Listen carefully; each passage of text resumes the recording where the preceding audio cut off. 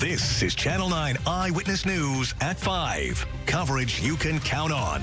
Poor financial decisions on our part when we were younger, having kids, vehicle problems. A man describing how he accumulated $26,000 in credit card debt. Next, Action 9 breaks down how that debt can be overwhelming to pay off. Tom. For many Americans, credit card debt can be overwhelming. In fact, consumer debt reached another record high earlier this year. Action 9 consumer investigator Jeff Deal has a look at the problem and the options that consumers have to try to get their finances back on track. Let's face it, life is expensive.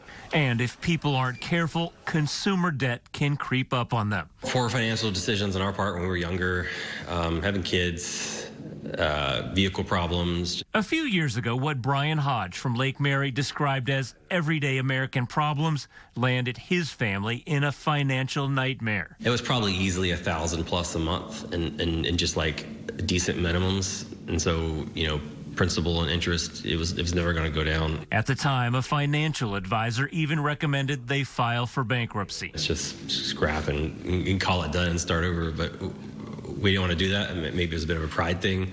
I didn't want to have, you know, bankruptcy associated with me. That's when he turned to nonprofit credit counseling service Money Management International, or MMI, to get them on a debt management plan.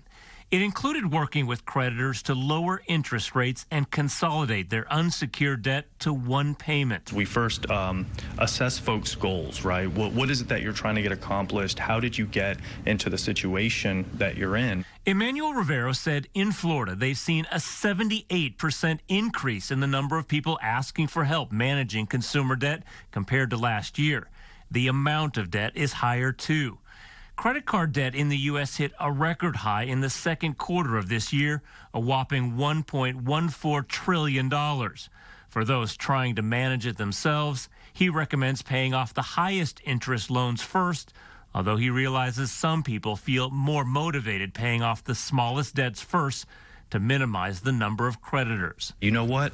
That $500 one is paid off, and now I'm going to approach the highest interest rate. In Brian's case, he was able to pay off his $26,000 credit card debt in less than 4 years and went from the dread of never being able to pay it down to seeing a manageable path to becoming debt-free, a lesson that changed his life. Don't spend money you don't have. Don't spend money you don't have.